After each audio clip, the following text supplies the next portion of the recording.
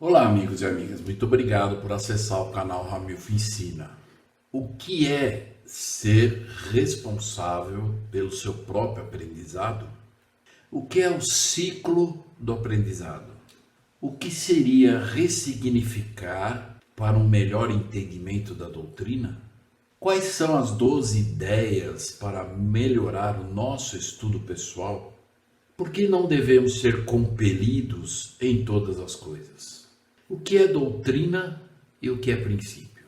O que significa o poder das 3 leituras? Quais são os 5 fundamentos para aprender e ensinar o Evangelho? Veja isso e muito mais.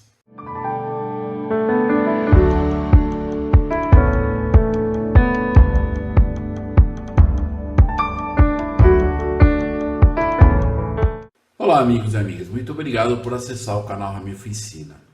Então, em primeiro lugar, gostaria de desejar um feliz ano novo a todos nós, que nós vamos começar um novo estudo do curso do Novo Testamento. E foi um prazer, o ano inteiro, nós podemos estar juntos aqui semanalmente para poder aprender juntos, né, sobre o Velho Testamento. Então eu gostaria de acompanhando, né, como vocês, todo mundo sabe, esse ano nós vamos estar estudando o Novo Testamento, que é esse manual aqui, Vem e Segue do Novo Testamento. E logo no início do ano, né, e eu achei muito interessante o título, né, da primeira aula, do primeiro assunto a ser abordado para esse ano 2023. Então nós vamos ver aqui, nós temos aí o manual, e esse é o manual que vai ser usado. E uma coisa interessante é que no Novo Testamento, esse ano nós vamos aprender muito da vida de Jesus Cristo. E eu aconselharia e deixaria como convite aqueles que realmente forem estudar profundamente as Escrituras, estudar o Novo Testamento junto com o livro Jesus o Cristo e acompanhar, né, cada aula com a parte do livro Jesus o Cristo que vai falar, né, da parte daquela aula. E eu garanto, e eu posso até inclusive prometer, que a nossa visão vai ser muito mais ampliada. O título do próprio assunto desse ano no manual é esse: somos responsáveis por nosso próprio aprendizado. Agora, uma coisa importante que nós podemos aprender a respeito disso, ou se nós somos, na verdade, pensar sobre isso, né? É interessante notar a importância do que o Evangelho, as autoridades gerais, né, e tudo que nós estamos aprendendo desde o ano passado no Velho Testamento, a importância de buscar saber por si mesmo, né? E já começa o ano com essa visão na nossa mente de que nós somos responsáveis pelo nosso próprio aprendizado.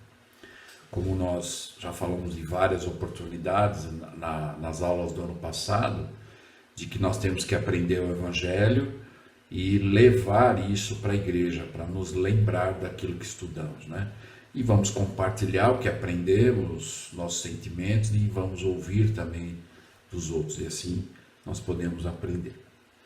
Antes da continuidade, só lembrando que aqueles que não se inscreveram no canal, por favor, se inscrevam no canal, ative o sininho. E vamos, esse ano que nós estamos começando hoje, eu gostaria de pedir a vocês para que vocês possam convidar outras pessoas que vocês gostariam para poder fazer parte desse canal, de poder ter também esse material e o que eu vou apresentar. E eu garanto que, né, só para o início, exatamente nesse assunto, somos responsáveis pelo nosso próprio aprendizado. Eu vou tentar compartilhar com vocês nessa primeira parte da aula e na segunda parte dessa aula, dessa semana, alguns, na verdade, eu não vou dizer que é a única forma de fazer isso, mas são, na verdade, métodos que nós podemos usar que facilita o nosso entendimento. E no decorrer, então, né, da aula dessa semana, vocês vão entender o que eu estou dizendo sobre isso, né? Então, em primeiro lugar, eu gostaria de falar um pouquinho, mostrar a respeito do ciclo do aprendizado. Então, é uma coisa assim que a gente pode imaginar que, como nós, na verdade, somos responsáveis pelo nosso próprio aprendizado, esse ciclo do aprendizado nos ensina isso, que nós temos que ter o conhecimento.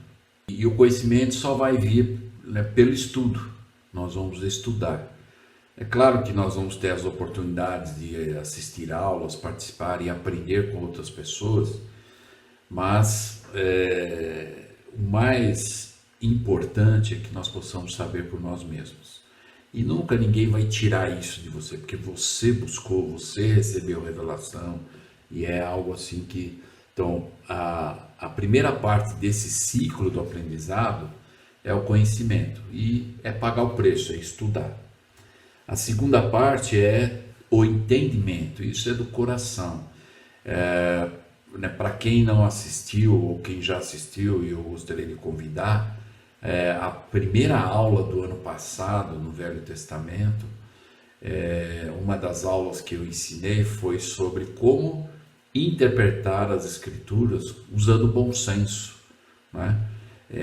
Para buscar esse entendimento. E nós vamos aprender algo aqui que eu já ensinei também o ano passado, e acho que vale a pena repetir, principalmente no início agora, para nós podermos ganhar visão no momento de estudar, fazer o estudo pessoal. E o terceiro passo desse, na verdade, ciclo é a aplicação.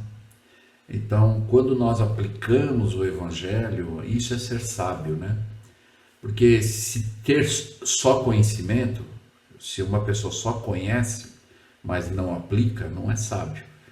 Então, que nós possamos aprender. É importante o conhecimento, o entendimento e a aplicação. Então, que nós possamos ter isso na mente, e eu vou compartilhar com vocês, então, alguns métodos importantes que, volto a repetir, não é a única forma de fazer. É uma alternativa. Aqueles que se sentirem à vontade e ajudar e auxiliar, eu fico feliz por isso. Aqueles que já têm o seu próprio domínio, já têm uma forma de fazer o seu estudo profundo, continuam. O importante é você ter esse domínio e entender no momento tanto de aprender como ensinar. Ensinar em casa, no lar e também nas responsabilidades que nós temos na igreja.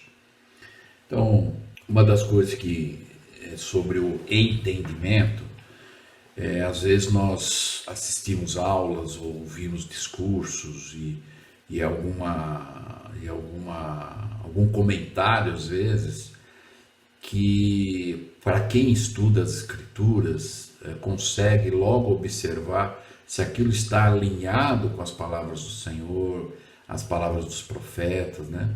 E às vezes parece que algumas coisas que são ditas não está muito alinhada. Por quê? E nós vamos identificar isso rápido porque nós estudamos as Escrituras. Nós realmente fazemos o nosso estudo pessoal. E logo vem na nossa mente, isso não está muito alinhado. Isso é importante, nós podemos saber fazer, porque às vezes alguém dá a sua opinião. E normalmente a opinião realmente pessoal que esteja desalinhada com as doutrinas do Evangelho é um pensamento pessoal. Nós até respeitamos, mas não está alinhado, né? Não é exatamente o que o Senhor ensina. Então, às vezes as pessoas dão suas opiniões pessoais. Não é errado você, claro, expor a sua opinião, mas lembre-se que quando nós vamos expor nossa opinião numa aula, compartilhar alguma coisa, lembrar que o que eu vou comentar precisa estar alinhado com as palavras dos profetas atuais, precisa estar alinhado com a doutrina do Evangelho, porque senão vai ser apenas uma opinião pessoal. Então nós vamos entender aqui que nós temos que ressignificar as declarações para evitarmos subestimar, exagerar, ou ser dogmático, ou ser tímido. O que seria isso? Ressignificar. para que a gente então não, na verdade, subestime a doutrina ou exagere às vezes, né? Às vezes nós falamos coisas que os profetas não estão falando ou não foi revelado, né? Então é um exagero. E ser muito dogmático ou, né, tímido. Vamos ver passo a passo o que representa isso. Ressignificar é tornar uma declaração original de forma clara e corajosa, mas sem ser arrogante. Então, ressignificar é você buscar aquilo que foi comentado ou aquilo que você está estudando, né, se realmente faz parte de uma declaração oficial, está alinhada com a doutrina do Evangelho ou não. O que seria, na verdade, subestimar a doutrina, né? É quando apresentamos as verdades básicas do Evangelho de maneira pouco clara, incerta e duvidosa. Então, como o Eldebod Packer, em um discurso, ele ensina, né? Quando nós não ensinamos a doutrina de uma forma clara, é a mesma coisa que não dizer nada ou não ensinar a doutrina, né? Então, de a gente não, na verdade, subestimar, às vezes colocando dúvidas naquilo que já é certeza e já foi revelado. Exagerar é quando afirmamos ter conhecimento além do que o Senhor revelou por meio dos profetas antigos e modernos. Ser dogmático é quando expressamos nossas opiniões como se fossem fatos indiscutíveis e somos intolerantes à ambiguidade quando não damos respostas claras. E ser tímido é quando deixamos de defender o que sabemos ser verdadeiro. E nós temos que ter essa coragem de defender sem, como diz lá no Ressignificar, sem ser arrogante, mas ensinar a doutrina. Não ter medo de dizer, irmão, eu até respeito sua opinião, mas a doutrina é essa. Que os profetas estão ensinando é isso. E, se possível, até indicar fontes, né, de discursos, de conferência geral, escrituras, para que a pessoa possa buscar por ele mesmo, né?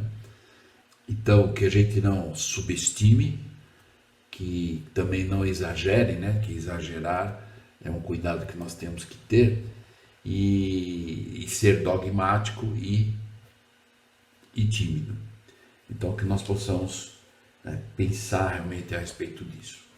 Assim, para nós termos uma ideia, eu vou dar uma visão, um exemplo aqui do que seria ser, o que seria, na verdade, ressignificar. Então, vamos imaginar esse quadro aqui, que às vezes alguém pode ensinar ou afirmar algumas coisas, e aí nós temos que fazer esse julgamento no sentido do estudo pessoal, do que você sabe, do que você conhece, e aí você vai dizer, bom, existe algum problema nessa afirmação? Se existe algum problema, é porque não está alinhado à doutrina do Evangelho, ou às palavras dos profetas. Então vamos ver um exemplo aqui. Se alguém, por exemplo, afirmar, os líderes da igreja possuem autoridade divina, e seja o que for que disserem, é doutrina oficial da igreja. Então, se alguém faz uma afirmação dessa, né, qual é realmente o problema aqui? A parte ao lado em vermelho aqui, do lado esquerdo, é um exemplo de exagero. Quando exageramos em nossas afirmações, podemos criar expectativas irreais para nós mesmos e as outras pessoas. Então, o ressignificar é buscar o que realmente, oficialmente, a posição oficial da igreja, através das autoridades gerais, discursos das conferências gerais, escrituras, né, é que nós vamos ressignificar para entender. Então, essa é uma afirmação que tem um problema. Dizer que qualquer coisa que um líder fala é doutrina oficial da igreja é um exagero e precisa tomar cuidado. Então, se nós somos, na verdade, ressignificar, o que nós vamos aprender aqui? Os líderes da igreja possuem autoridade divina e quando falam no ofício de seu chamado e sob a influência do Espírito Santo, podemos conhecer a mente e a vontade, né, do Senhor. Agora, por que a gente conhece? Porque nós estudamos as Escrituras e aquilo que está sendo dito vai estar alinhado com aquilo, e o Espírito vai confirmar. No entanto, nem tudo que foi dito pelos líderes passados ou atuais da igreja é considerado doutrina oficial para a igreja. Nossa doutrina não se limita a algumas declarações obscuras ou isoladas.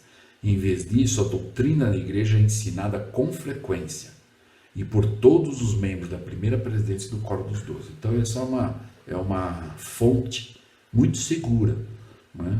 Se alguém faz uma afirmação e há um problema nessa afirmação, não está exatamente alinhado, aí nós temos que buscar então as fontes seguras. O que os profetas estão falando sobre isso?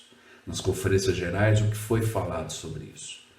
O que as escrituras ensinam sobre isso? A doutrina de Cristo ensina sobre isso. E então nós estamos ressignificando, ou seja, buscando isso na visão de Deus e não nós. O outro exemplo aqui de uma afirmação. Os ensinamentos da igreja sobre o casamento parecem ultrapassados. Talvez algum dia os líderes da igreja acompanhem a sociedade e aprovem o casamento entre pessoas do mesmo sexo. Então, alguém pode pensar assim, é uma afirmação, mas qual é o problema dessa afirmação aqui agora? Essa declaração, na verdade, subestima ao tratar a doutrina do casamento como algo temporário e sujeito a mudanças na sociedade. Então, de acordo com o que nós realmente sabemos, e nós temos um documento oficial, que é uma das razões que nós vamos, na verdade, ressignificar para entender. Então, essa não é uma afirmação alinhada, né? Pode ser uma opinião, alguém que pensa dessa forma, mas existe um problema aqui. E se nós vamos ressignificar, o que nós vamos entender então? Reconhecemos que houveram muitas mudanças em nossa sociedade nos últimos anos relacionadas ao casamento e à família. Sentimos-nos gratos pelo fato de a primeira presidência e o Quórum dos 12 Apóstolos terem nos dado orientações claras que afirmaram: o casamento entre homem e mulher foi ordenado por Deus. Documento A Família, a Proclamação ao Mundo. Então isso é o que é a posição oficial da igreja, é a posição oficial da doutrina de Cristo, que o casamento entre homem e mulher foi ordenado por Deus. E ninguém pode mudar isso. Pode vir leis dos homens, as pessoas podem não gostar, mas essa é a doutrina correta. Então, essa afirmação é uma opinião pessoal. Existe um grande problema aqui e se nós formos ressignificar, nós vamos buscar o que os profetas estão ensinando, o que a doutrina de Cristo ensina. E nós então vemos que essa afirmação não é a posição oficial, né? O último exemplo aqui, para nós podermos entender, é se alguém faz essa afirmação. Sim, acredito que o livro de Mórmon é verdadeiro, ele tem alguns bons ensinamentos, mas cada um tem suas próprias verdades. Então, eu não diria que é mais valioso do que qualquer outro livro que você possa ler. Que nós temos um problema também, né? Essa declaração, na verdade, subestima a importância e o poder do livro de Mórmon. Ela apresenta o livro de Mórmon com timidez. Ou seja, alguém que faz uma afirmação dessa é uma opinião pessoal, respeitamos, mas não é a doutrina oficial, não é a doutrina alinhada com as palavras dos profetas atuais e com a doutrina de Cristo. Porque aí é uma apresentação do livro de Mórmon com medo, né? Tímido de ser claro e de prestar um testemunho sem ser arrogante, mas dizer a verdade, é aquilo que eu sei. Então, ressignificando tudo isso, nós vamos então ter entendimento. Sim, acreditam os que o livro de Mórmon é verdadeiro. Acreditamos que ele é a palavra de Deus junto com a Bíblia. Ele é uma poderosa testemunha de Jesus Cristo. Ele ensina verdades eternas que podem mudar nossas vidas. Se nós formos lá logo na página de introdução do livro de Mórmon, no 6º parágrafo, nós vamos ler uma declaração do profeta Joseph Smith, que ele disse que o livro de Mórmon é o livro mais importante na face da Terra. Então, essa é a posição oficial, né? Claro, tem muitos bons livros para se ler, ganhar conhecimento, mas nenhum supera ou vai superar o livro de Mórmon, no sentido da doutrina estar clara, sem mudar. É lógico, nós também aceitamos a Bíblia, como aprendemos no Velho Testamento e algumas escrituras, e a 8ª regra de fé nos ensina isso, né? Nós cremos ser a Bíblia para Deus desde que a sua tradução esteja correta. E o livro de Mormon ensina isso. Segundo Nefet 13, ele fala a respeito das partes da Bíblia que seriam omitidas, tiradas. Então nós sabemos que, e nós vimos vários exemplos no ano passado no estudo do Velho Testamento, algumas escrituras que às vezes confundem, né? Se nós realmente não buscarmos entender realmente a doutrina. Por quê? Porque muitas coisas foram tiradas, né, da Bíblia. E o livro de Mormon não foi alterado, né, não foi tirado nada, apenas foi traduzido pelo profeta Joseph Smith. Por isso que ele fez essa afirmação. Então, essa é uma forma de nós podermos, às vezes, estar realmente seguros para poder entender se a doutrina que está sendo ensinada realmente está alinhada com a doutrina de Cristo e as palavras dos profetas, ok? Então eu vou aqui dar alguns exemplos, mas agora nós não vamos nem ver o problema e nem ressignificar. Isso eu vou deixar como lição de casa. Eu só vou lançar aqui as perguntas. A primeira seria se alguém fizer essa afirmação: qualquer pessoa que tenha feito um aborto é culpada de assassinato.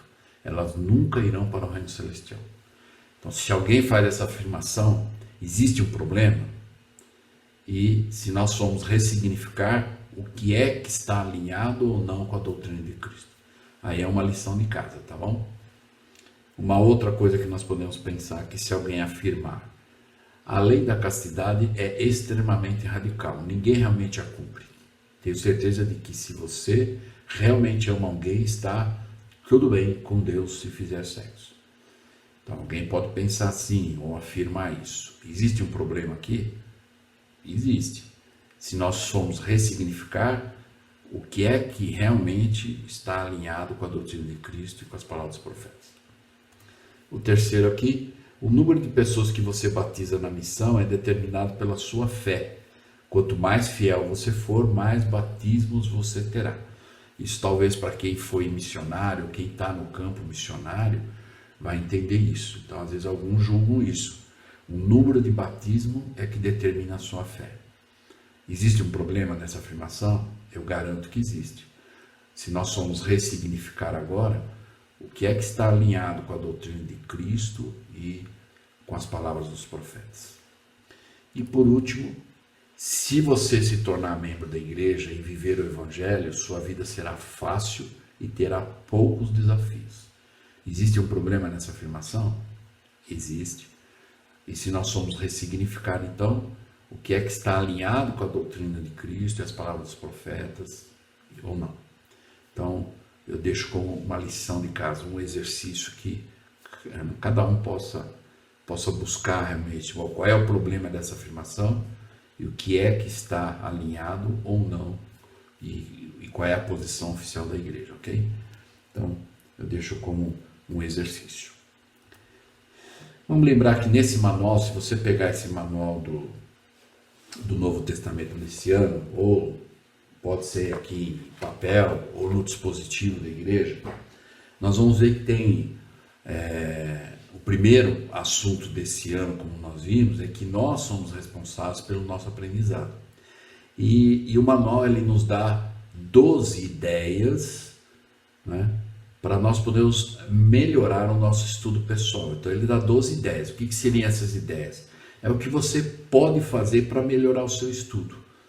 Então vamos lembrar que o mais importante não é quão mais rápido eu estudo um capítulo, quantos capítulos eu estudo no dia, né? Mas é o quanto você quer realmente estar, na verdade, satisfeito espiritualmente com aquilo que você está aprendendo.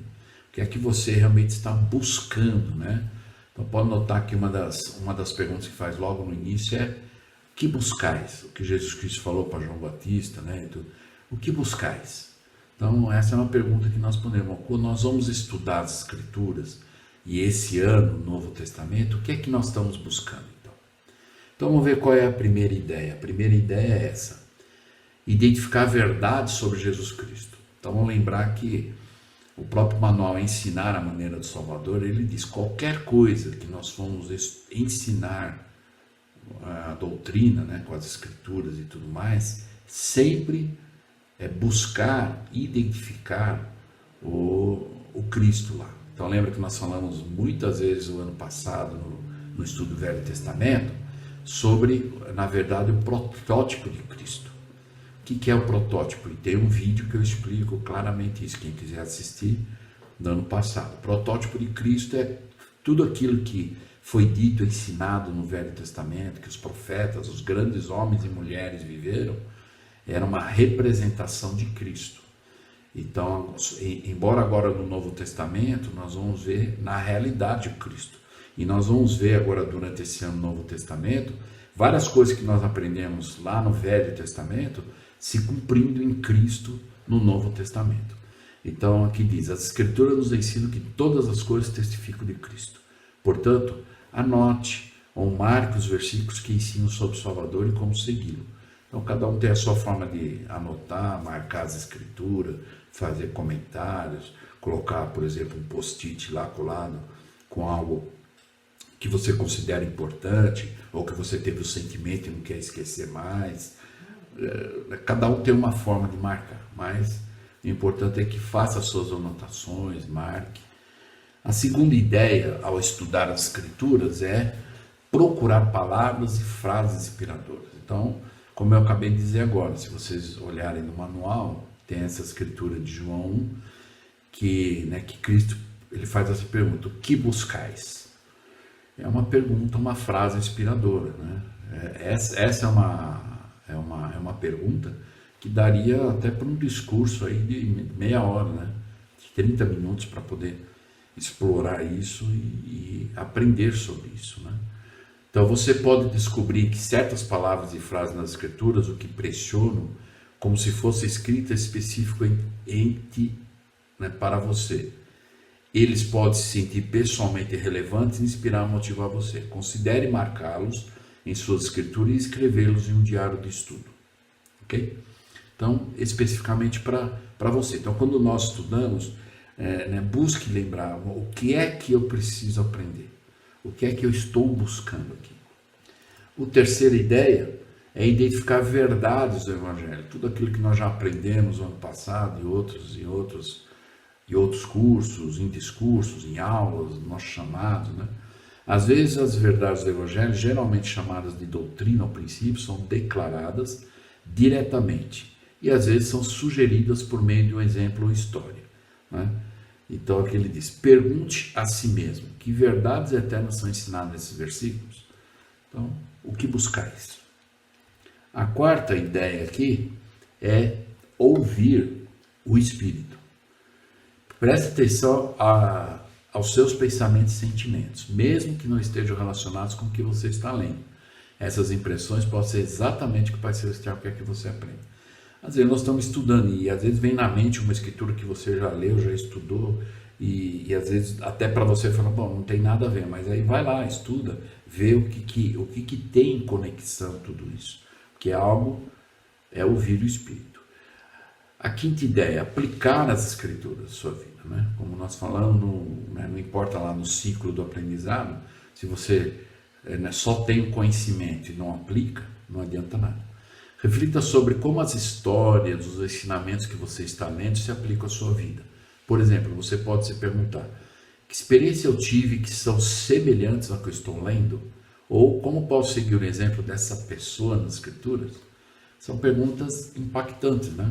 Bom, eu estou lendo lá alguma coisa que Jesus Cristo ensinou, que isso eu vou lembrar da minha vida pessoal, do meu dia a dia com a família ou individualmente, o que isso tem a ver, o que eu posso aplicar, o que eu posso aproveitar.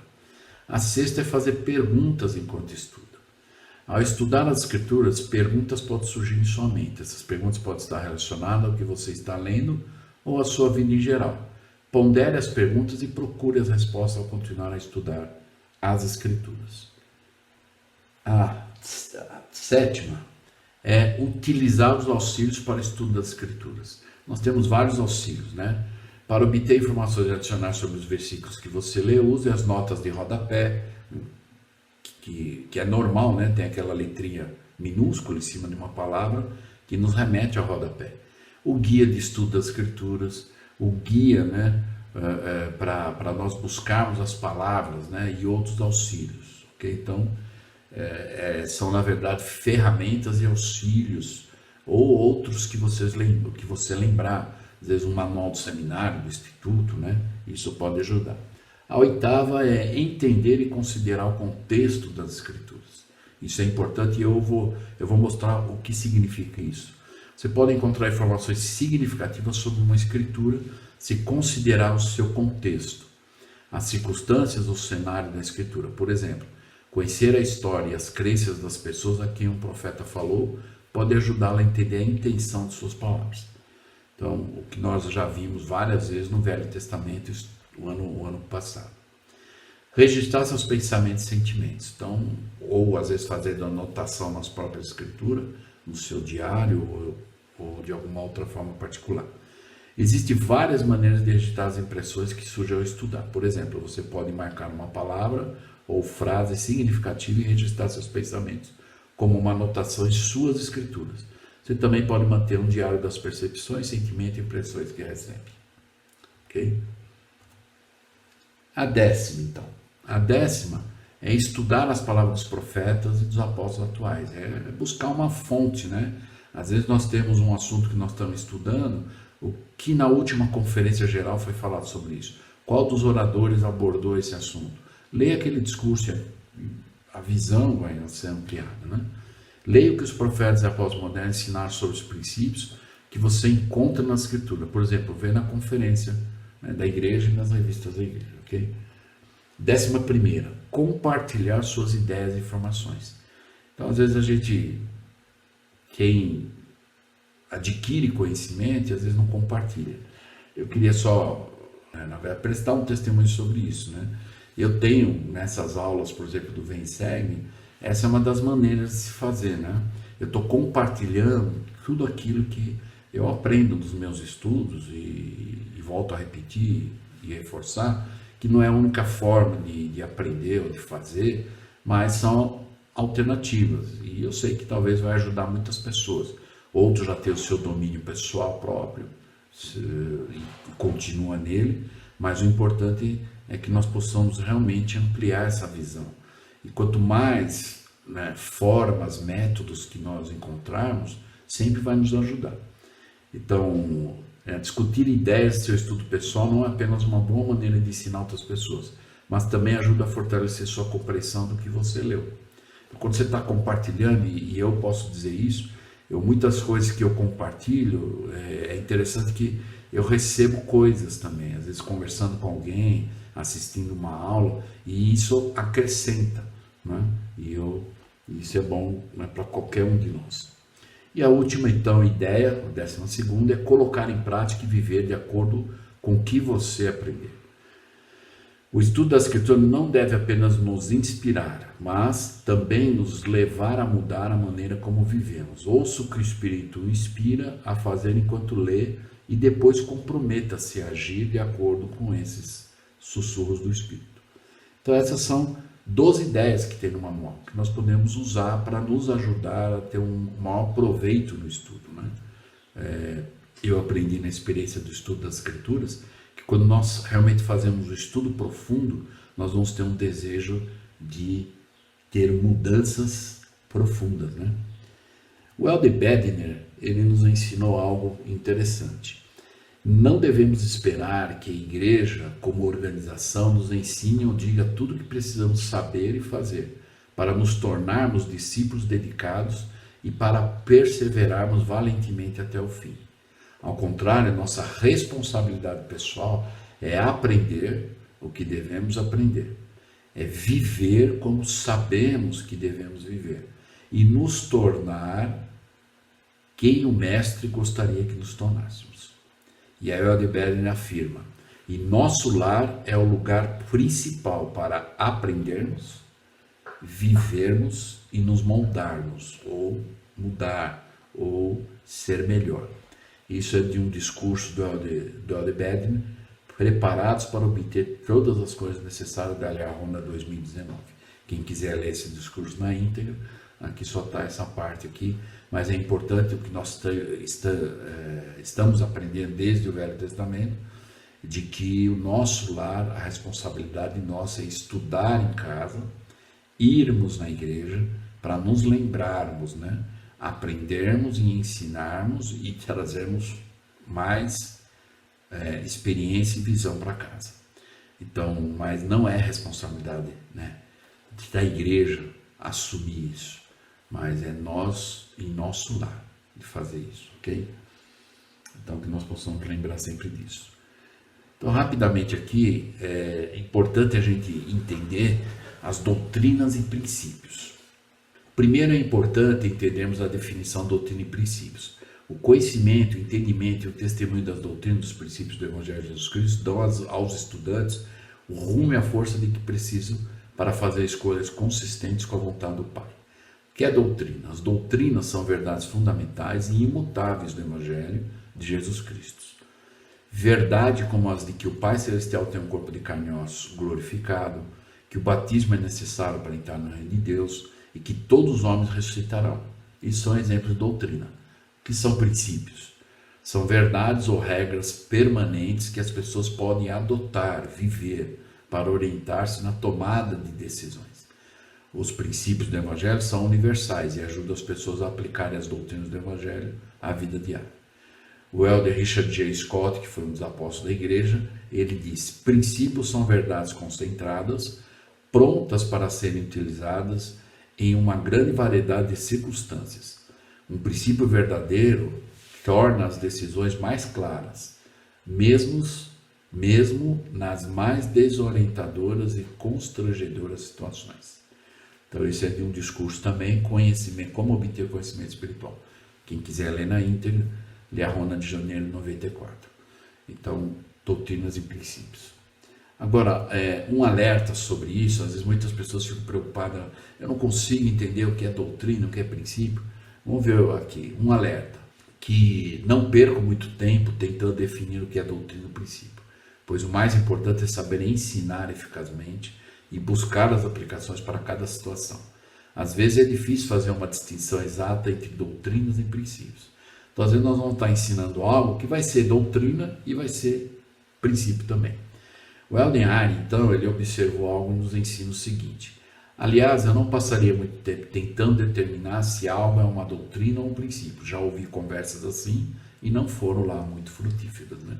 Então, não é o mais importante, mas é só para nós termos uma visão, e depois eu vou dar um resumo rápido que vai ajudar mais. O Ed Bodpeck ensinou: a verdadeira doutrina, quando entendida, modifica as atitudes e o comportamento. O estudo das doutrinas do Evangelho transformará positivamente o comportamento com mais rapidez do que o estudo do próprio comportamento. Então, é o que nós já falamos o ano passado inteiro, né? A importância de conhecer a doutrina. Às vezes muitas pessoas ficam preocupadas em ensinar comportamento, e o importante é entender a doutrina, que é o que vai nos fazer querer mudar o nosso comportamento.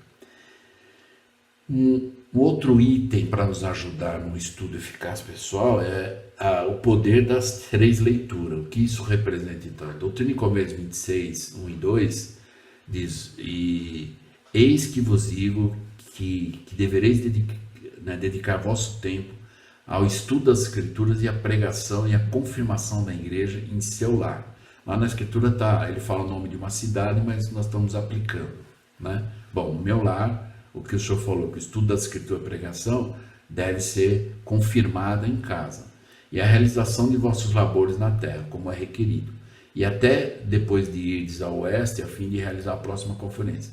Então vos será dado saber o que fareis. No versículo 2, e todas as coisas serão feitas de comum acordo na igreja, por meio de muita oração e fé, pois todas as coisas recebereis pela fé. Então, para nós podermos entender, uma chave para o estudo eficaz é o poder das 3 leituras. E o que é isso? Mergulhar na Escritura, na verdade, significa banquetear-se, estudar, ponderar e orar por inspiração sobre o que se lê. Significa lê-las mais de uma vez. Muitos professores do Evangelho têm se fortalecido lendo o bloco de Escritura 3 vezes no mínimo, né? E por quê? Na primeira leitura, leiam rapidamente o bloco de escritura para compreender o que o capítulo contém e que o escritor profético achava ser importante para os seus leitores. Os resumos dos capítulos, sessões encontrados em várias versões das escrituras podem ser úteis para isso. Na segunda leitura, então aí você vai ler o mesmo capítulo, na segunda vez, faça uma leitura mais vagarosa e cuidadosamente busque princípios ou conceitos importantes, o qual você tenha dificuldades de entender. Ore por ajuda para compreender o que leem. Anote itens como princípio e doutrinas, eventos e relações de causa e efeito, ou ação e reação que lhes parece importante.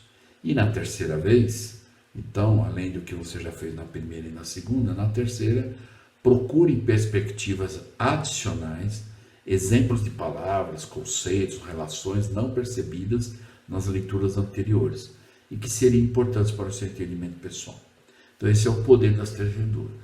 Vai dar trabalho, porque você lê o capítulo todo e fala, puxa, eu vou ler outra vez e outra vez. Aquele que quiser ampliar a visão, ter conhecimento e aprofundar o seu entendimento, é uma dica e vale a pena. E eu garanto que tem resultado, ok? Então aqui, né, para nós encerrarmos, eu gostaria aqui de rapidamente, agora não se preocupe, eu vou falar rápido esse quadro que está aqui, mas na segunda parte dessa aula, eu vou lembrar desse quadro aqui, e nós vamos então, eu vou dar um exemplo, nós vamos fazer juntos, uma lição de casa juntos. Então aí nós vamos pegar uma escritura, 2 escrituras, tá? E aí nós vamos fazer o passo a passo exatamente desses 5 fundamentos. E aí nós vamos perceber o quanto isso nos ajuda a ter um entendimento melhor da doutrina, tá bom? Então, passando rapidamente aqui, mas não se preocupe que na segunda parte dessa aula eu vou repetir esse quadro, mas aí nós vamos fazer um exercício juntos. Então nós vamos pegar dois blocos de escrituras do Novo Testamento e vamos fazer o passo a passo, como se você estivesse fazendo um estudo ou até preparando uma aula, ok? Então, na verdade, o primeiro passo na verdade, 5 fundamentos, o primeiro fundamento é entender o contexto disso. Então, esse é o primeiro, ok? E o que eu preciso entender disso? O que é entender o contexto? É você, né, pensar, no momento que você está estudando a escritura, perguntar onde, como e por quê. Ler o cabeçalho, o qual resume o contexto, porque normalmente os cabeçalhos já resumem o capítulo, o que nós vamos estudar. Entender as leis da época, a situação em questão, entender a sequência dos acontecimentos, lendo todos os versículos, usar o padrão do poder das 3 leituras. O segundo é identificar doutrinas e princípios. Então aí você vai, ao ler, você pode ter uma folha de papel do lado e você identificou uma doutrina e um princípio, já anota. Então, o que isso ajudaria, né? Então, identificar doutrina e princípios, às vezes estão de forma explícita e às vezes precisamos identificar, tá? Então, às vezes vai estar lá a doutrina de forma explícita e às vezes não. Então, para nós podemos ter uma visão bem resumida, o que é doutrina? É uma verdade eterna que nós aprendemos, como nós falamos. Deus, o Pai, tem um corpo de carne e osso glorificado, que o batismo é necessário para entrar no reino de Deus, né? Então, isso são doutrinas que nós aprendemos. E o que são princípios? Princípios é uma verdade eterna que nós vivemos ou aplicamos. Então, aquilo que você identificar, isso eu posso fazer, você pode ter como um princípio. Às vezes pode até ser uma doutrina, mas você pode viver ela também. E a doutrina é aquela verdade imutável, eterna, né? Que nós aprendemos, ok? O terceiro é entender a doutrina e princípio. Então, quando você coloca no papel ao lado, você identificou doutrina e princípio, deixa lá, só anota. Agora você vai para o terceiro, né? Para o terceiro fundamento. Qual é o terceiro fundamento, então? É entender aquela doutrina e princípio que você anotou. Então, aí, o que nós vamos fazer para isso? Após identificar as doutrinas e princípios, observar a causa e o efeito. O que seria isso? Bom, Deus mandou fazer isso, o que Nefe fez? Ou o que Abraão fez? O que aquele homem, aquela mulher fez? É causa e efeito. Então é a escolha de ser obediente e qual foi a consequência. Usar os excelentes auxílios como guia de estudo, rodapé, cabeçalho, mapas e as palavras dos profetas atuais das conferências gerais. É uma forma de entender a doutrina. Então você anotou no papel e se é uma doutrina no princípio, você fala, bom, existe algum discurso da conferência? E eu posso garantir, se você buscar, incluindo na última conferência, sempre alguma coisa que você estudar na escritura, vai ter algum discurso que abordou aquela doutrina. E você vai então ampliar a sua visão, fora esses outros recursos, né? Guia de estudo, rodapé e assim por diante. Ok? O quarto fundamento, né, depois de você aprender a doutrina mesmo, entender ela, aí você vai sentir a veracidade. O que é sentir a veracidade? E a importância dessa doutrina em princípio. Né? Então, após você entender, que você estudou, entendeu, e eu posso dizer que esse terceiro passo do fundamento é o que mais vai levar algum tempo. Aí depois que você entendeu, o que vai acontecer? O que é sentir a veracidade? Devemos sentir a veracidade, relevância e a urgência de viver aquela doutrina no princípio. E aí, como nós podemos fazer isso? Lembrando de experiências pessoais, de experiências alheias de sucesso que outras pessoas contaram numa aula, num discurso, confirmados pelo Espírito Santo. Então aí nós vamos lembrar de experiências. Puxa, eu já vivi isso e não percebi. Eu já fiz isso, eu já vivi esse princípio, né? Já apliquei ele, mas quando eu fiz isso eu nem percebi que era um princípio do Evangelho. Então quando você lembra das suas experiências pessoais ou de experiências de outras pessoas, ok? E o quinto e último fundamento, e que eu diria, talvez você passar a régua, né, espiritual em cima dos fundamentos todos, é aplicar as doutrinas e princípios, porque não adianta nada só a gente entender, identificar, conhecer a doutrina e depois sentir ou se lembrar de experiências, não é? E se não colocar em prática. Então, como que se coloca em prática? Então, durante o estudo pessoal e profundo ocorrerá sentimentos de mudança profunda e desejo de aplicação pessoal. E acho que nós todos já passamos por isso, estudando às vezes uma escritura e vem o sentimento de que, puxa, posso ser melhor nisso, ou então eu preciso mudar isso, né? Tomando o comprometimento constante ao se viver os padrões mais elevados de Deus. Como nós vimos a citação do Aldebott Peck, ele falou, quando a pessoa conhece a doutrina profundamente, ela vai ter o sentimento de mudar comportamento. O Espírito vai nos inspirar a isso. E aí nós vamos tomar a decisão e nos comprometermos de realmente mudar o nosso comportamento. Às vezes algumas coisas são simples, é uma mudança pequena, ou às vezes razoável, ou às vezes até radical. Mas o importante é buscar ser melhor. Então eu espero que eu possa ter ajudado com essa visão toda, né? Então vamos lembrar qual é o título do início aqui? Nós somos responsáveis pelo nosso próprio aprendizado. Eu apenas compartilhei algumas maneiras, não é a única, mas uma alternativa para aqueles que gostariam de ter experiência de aprender. Então na segunda parte dessa aula eu vou repetir esse quadro e nós vamos fazer um exercício. Então já aproveitando, quando vocês forem assistir a segunda parte, já estejam com uma folha de papel, com as escrituras, porque nós vamos fazer o passo a passo. Eu vou mostrar o passo a passo. Porque às vezes isso aqui, né, de uma maneira eu estou dando, na verdade, a teoria. E talvez acabando o vídeo agora, alguém, bom, e agora? Onde que eu começo?